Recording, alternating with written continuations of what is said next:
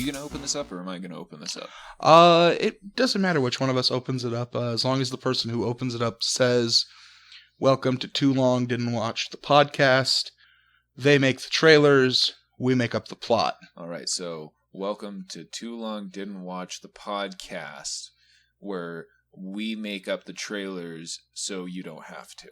No, not even close. Welcome to Too Long Didn't Watch the Podcast. They make the trailers, we make up the plots. Welcome to Too Long Didn't Watch the trailer, Nope. where we make up the podcast so you don't have to see the plots. Nope, you're making me so exhausted I could plots right now. So, I guess, you know what? I'll open it up. Okay. How about that? Yeah. Welcome! Go! Welcome to Too Long Didn't Watch the Podcast. They make up the trailers. Nope, see, I screwed it up. I got you. He got in my head. Fantastic. All right, so take two. Let's do this for reals this For time. realsies this time. Yeah. They make the trailers. We make up the plots. I'm Paul. And I am Geoff. How you doing, folks? Welcome. Don't ask them. They can't. I know. They're going to have to pause the podcast and tell us how they're doing now. You seem like you're a little lost now. I am a little lost now, so why don't you go ahead? Do you need to woosah? Woosah. Find my center again. We have done this once before. Because I have in my notes here how we open the show. I know. So look at that. And I go, break down technical stuff. Okay, technical stuff. Technical stuff. All right, so... Hey guys, this is Too Long Didn't Watch, the podcast. They make the trailers, we make up the plots. See, I actually knew it. I know you knew it. I know you knew it. I knew it.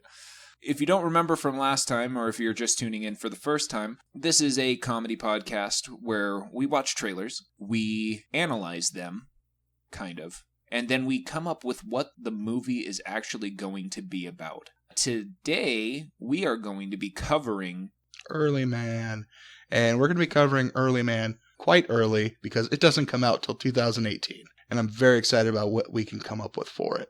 All right, so Early Man. It was a teaser trailer, so there's really not that much to go off of. No, there's not. We know that it's from the people who did Wallace and Gromit and Chicken Run. They also did Pirates. Shaun the Sheep. This is just me. I don't really like the art style of Ardum, but I'm sorry. It's just not my thing.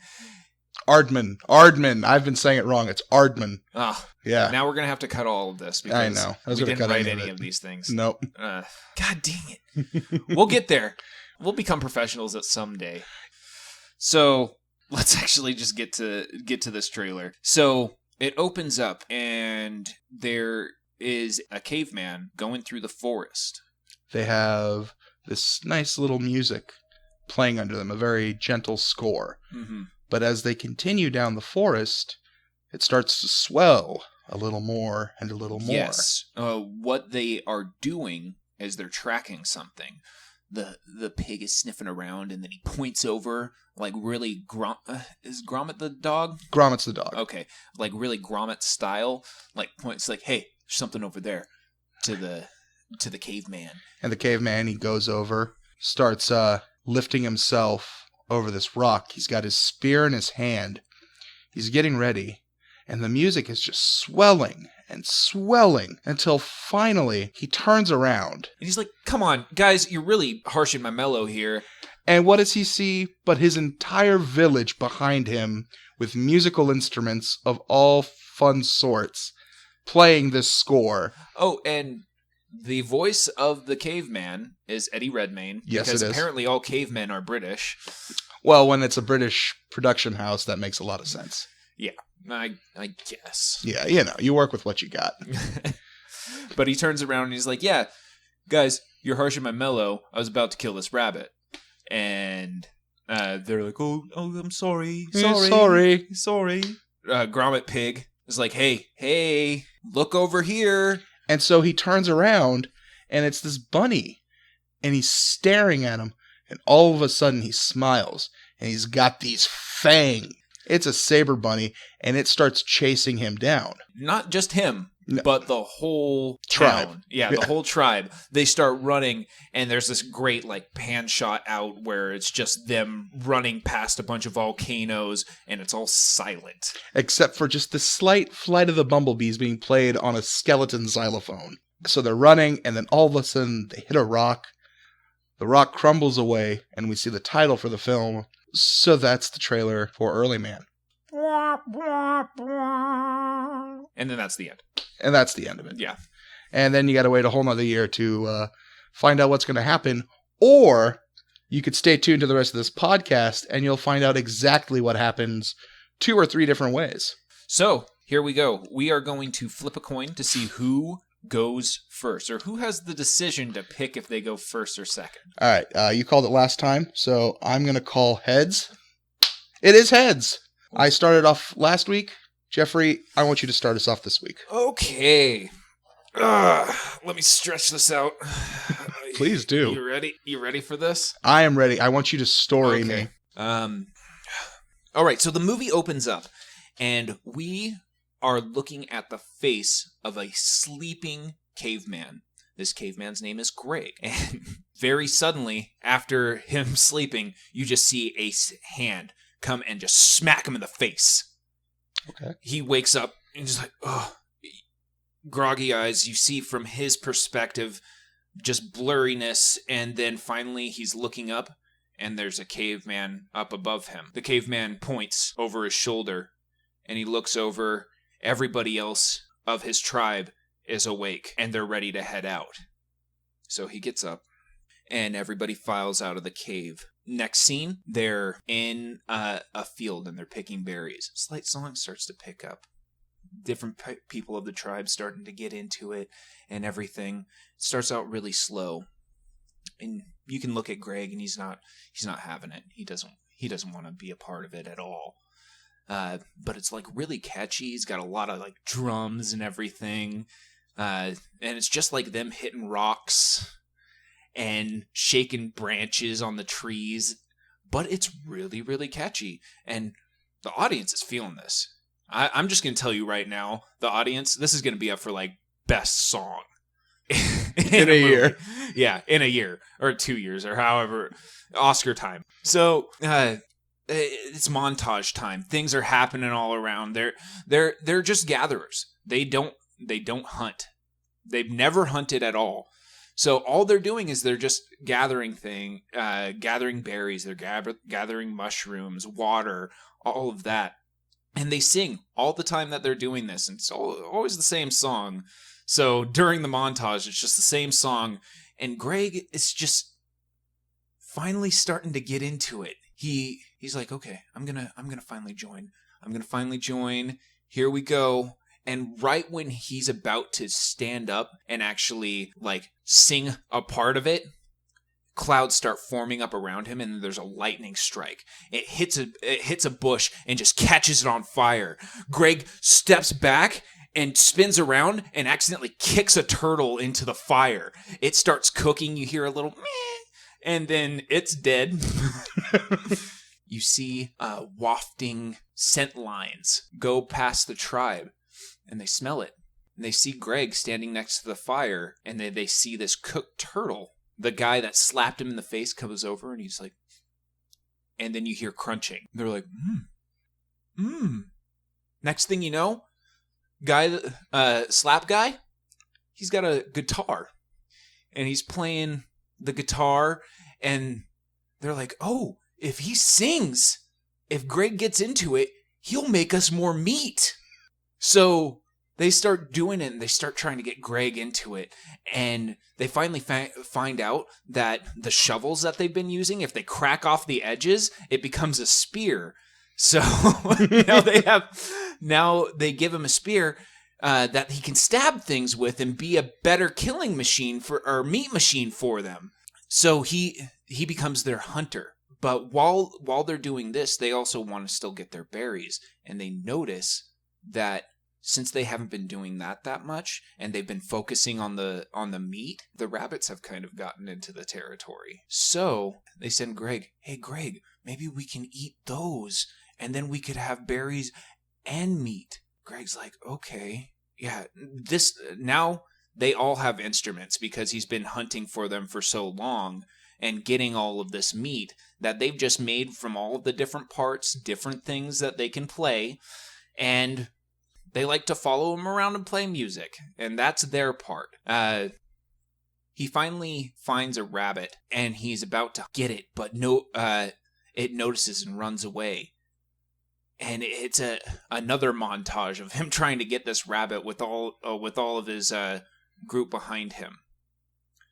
So he finally tells them, "Hey guys, I think I got this. I think I can get this on my own. I don't need the music anymore. Yes, you have touched my heart with all of this, but I need to step away."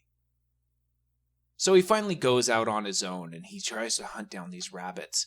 He finds them finally, but he actually sees that they're pretty nice. They're basically in the same situation that his tribe is, and he starts feeling for them. And finally, he goes up to one of them that doesn't run away, and they have a conversation. The rabbits can talk, and they don't have British accents like everybody else. That's weird. Yeah, they have Russian accents. Russian rabbits, okay. Yeah, weird, right?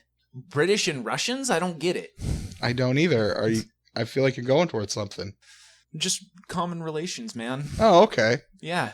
I feel like they finally get together and create a community of rabbits and humans, and they live happily ever after.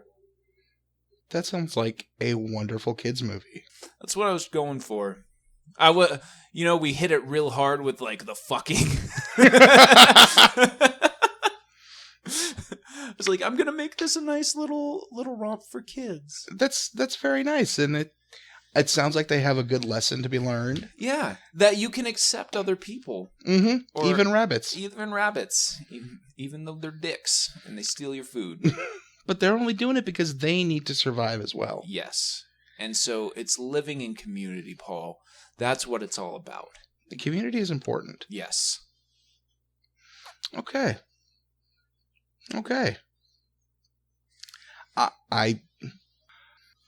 Oh, God. Paul, you pulled out a pamphlet. It's not a pamphlet. Don't worry about it. Oh God, Paul, are you going to put me to shame here? I just went off off the cuff. I told you I'm coming in prepared. Oh God. Okay. Everybody, Paul's a writer. He tries. You're better than me. Okay, let's see what happens. Okay. The film opens on a rabbit hole. The mailbox outside reads Bunsen. The camera pushes in, and we see a happy family of rabbits sitting down to a dinner of carrots prepared in different and humorous ways. Like what ways? I want to know what ways are humorous. Just different little food puns. Like there's some carrot cake. There is carrot almondine, braised carrots and asparagus. Is there like a chicken that like a chicken body made of carrots? No, but there could be. The father, Charles, is saying rabbit grace, thanking their rabbit god for their delicious rabbit bounty. His wife sits at the far end of the table, and between them sit their countless rabbit children. As Charles finishes saying grace, he locks eyes with his beautiful rabbit wife, and everything is perfect in Charles's life. Until the ceiling of his rabbit home is ripped away and his wife is plucked from her seat at the far end of the table. What? She screams a rabbit scream. Oh, those things are so horrible. Have you heard rabbit scream? I don't like it. So she screams a rabbit scream. No! The ceiling continues. What was her name, Barbara? The ceiling continues to be ripped away as more and more hands come down from above and tear the Bunsen children away from their dinner of pulled carrot sliders. No! Bunsen children! Charles leaps from his seat and dashes for the ever-widening hole. Unfortunately, a falling stone catches him and renders him unconscious. No! He comes to hours later. His home is destroyed. He hops from his hole and sees the carnage all around him. His countless rabbit children are dead, skinned and strewn about the property. He goes from child to child looking for signs of life, but he finds none. He calls out for his wife. That's when Charles hears it. The faintest cry from out in the distance. Shh. Shh. Charles. He bounced towards the sound to see his wife, her body half-skinned. She's been stabbed but left to bleed out. What? Who's done this to you? She whimpers. Man! Charles holds her. He holds her until the life has left her body. And then he cries. He cries a rabbit cry. No. Charles, I feel for you. I feel like I've connected to you in some way. Don't worry, love. I'll get this man. I'll get this man if it's the last thing I do. From there on, the film becomes a tale of revenge and betrayal. What? It's like Taken, but with no, it's like The Punisher! Charles Bunsen is a former enforcer who got out to start a family. What? Too bad for him, he left the one man alive he shouldn't have left alive. Early Man. Early Man? There was a time where the Rabbits were the most dangerous gang in town, and they could have put an end to Early Man. But one day, Charles started to question everything, and he convinced his boss Peter that the rivalry between Early Man and Rabbit needs to be stopped, and that only he can put a stop to it. Peter, head of the Rabbits, and Early Man settled on a treaty. There shouldn't have been any more bloodshed, but Peter couldn't stand times of peace. "They're so boring," he would say. "I miss the blood, the guts, and the gore. I know. I'll start a war, and I know just where to begin." Peter sets the stage just right. He hired some woodland creatures to copycat Charles's methods and leave behind all the right signs. "When they see this, war will come." Cut to Charles. He's standing in front of Rabbit HQ. He hops down the bunny trail and enters from the front hole. "Peter, it's Charlie." From out of the darkness comes Peter. "Charlie, it's been a while. What brings you to my neck of the woods?" "It's man, Peter. They've killed my family. They've skinned my children, and they let my wife bleed out like a bad hunt. That treaty, they broke it, Peter. I need my vengeance. I need to rip the throats from their necks and show them how hoppin' mad I really am. We'll teach 'em good, Charlie. We'll teach 'em real good. No we. Just me. Early Man." What? What? How are we going to put these together, Paul? I don't know. All right. So, mine is a hard R revenge story. No, mine is not. Mine is nice and... holy crap. What the fuck, Paul?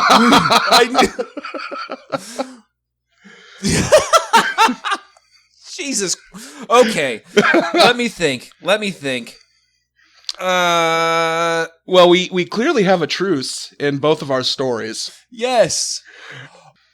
Oh, man. Okay. Is yours... no, okay. So, really, this is how I could see us putting both of ours together. Okay.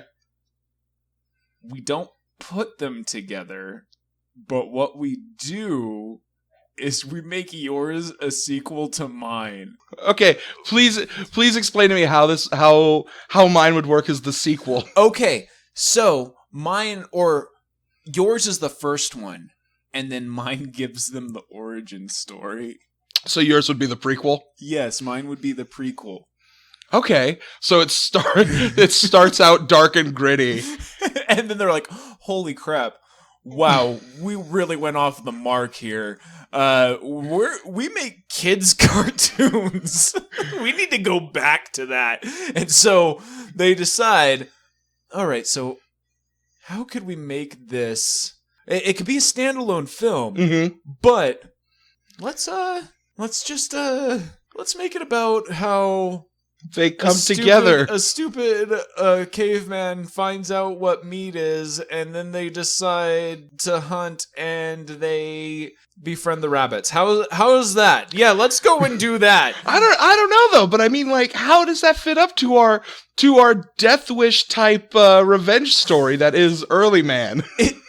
Okay, so mine takes place let's say 50 years in the past. Yes. So Okay. it takes place 50 years in the past. So they've had a time of peace for 50 years where they've worked together and everything. And then finally somebody decides, man, I haven't tasted rabbit meat. I'm gonna go and get me some rabbit meat. Mm-hmm. And they go and get them some rabbit meat. Scratch the Russians. Yeah, they can all scratch be British. They've got to be, because they're British gangster buddies. Yeah. Now they are. Now they are, and I think that's the only way I will ever accept these rabbits now. That's fine. There's 50 years of blank space there where things can happen, people can rise. I think I know how we could piece them together. I really do. Okay. So clearly this is the first half of this is like the first act of the film. Okay. This is where like you're figuring out everything from the perspective of the rabbits. A two-sider. Yes. A two-sider. So it could even be two films. My Early Man Part 1 and Early Man Part 2, two sides of the same coin. Yes. So mine's the kid film that follows what the men or like the cavemen do, and the reason why like this is how they started hunting rabbits. And remember, mine didn't even, like, as I said, scrap the they're just like British thugs now. They're British thugs now. Yeah, they're British thugs now. They're not Russians. They're British thugs. Okay. And so the first time that he sees the rabbits that he was sneaking up on, they're actually doing a drug deal or fermented carrot deal. There you go. We got fermented carrots. We got There's a huge fermented carrot underground in the rabbits, because they're not all like. Come on, let's be honest. Yeah, we follow the thug rabbits, but there's another. But here's the thing, though. Like rabbits. My main character, Rabbit, he's not a thug. He's reformed. Charles. Yeah. See, that's so. Yeah, that like I'm so saying. he's absolutely reformed. He's like, look, I just want to be with my family, and it's once. I don't know if it's too apparent from my description, but Peter is the one who set everything into motion. That's true. Yeah. So Peter sets up for there to be an attack on the early man tribe, and then their response, their retaliation, is to go after Charles's family. So everything that happened, Peter wanted to bring Charlie out of retirement, because like he said, these times are too boring. Okay. So what we add in mine is that he actually does get rabbit meat. Mm-hmm. That Greg actually does get rabbit meat. I actually really like that we both went with like standard names today instead of like Grognak. Yeah, because like my thinking was, this is a Wallace and Gromit thing. Mm-hmm. It seems like really British that they wouldn't even try to do like what Year One did and try to give them like weird names. Yeah, weird names. That they would just be like, oh yeah, he's Greg and that guy's Brent and that guy. Hi, I'm Brent the Caveman. How you doing today, folks? Yeah, exactly. Then we've got Brenda. Hi, I'm Brenda. I'm Brent's wife. I'm so sorry. He knocked me out the other day, dragged me to his cave, had his way with me. We've been happily. That's why we're wed. We've been happy ever since. Yeah. See? Okay. I want to put this out there too. Okay. I want Greg and Charlie to team up. Greg and Charlie? Greg and Charlie are going to team up because Charlie doesn't want this war. That's part 3. And Greg doesn't want this war either. So they have to team up and they have to be like, no, something's up here. How both of the first 2 films end. We're making our own cinematic universe right now, Paul. But they have to go after the same villain every time. No, okay. No, this is how both of the first 2 films end. Okay. They both release at the same time. Okay. That's an interesting marketing tool. Nobody's ever done it. Think of how much money they would bring in. It's funny though that the human part is the more kid friendly. I know. And the animal is, yeah. The animals it's is like where a reverse Zootopia. So, okay, we watch these two parallel movies. You go and you see one, and then you're like, okay, wow. How it ends, both of them end, is that they're right where they meet up, like for the first time. So the rabbits versus the early men? Or no, where Charles and Greg, they're like, well, no, we need to talk. We need to end this.